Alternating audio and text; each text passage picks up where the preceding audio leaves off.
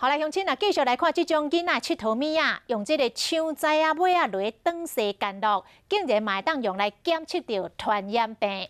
这个血清是检测真侪传染病重要指标之一。以往拢是由护理师来抽血，再个落去检测。也毋过，即摆大研究团队发现讲，只要一滴血，再个利用这种干露高长势等3分钟，就会当甲血清分离出来。这个新研究是全球的第一例，过来登上国际期刊。手指头啊，轻轻背一个指尖干露快速长势。即摆毋若是佚佗物啊，大研究团队发现，这指尖干露长3分钟，都会当甲全血分离做血清甲血球。滑动它就可以了，相对转速已经达到蛮快的，能够提供比较平稳的平台做这个测试，而且达到我们预期分离的效果。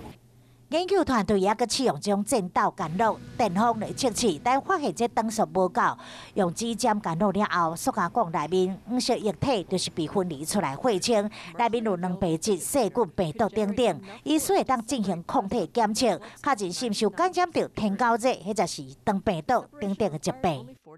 不会受区域的限制跟预算的限制，做更精确的提供病人所需要一些讯息。这个新发现不只是全球首例，也搁登上美国期刊分析化学，未来会当扩大运用，对医学来讲是一大帮助。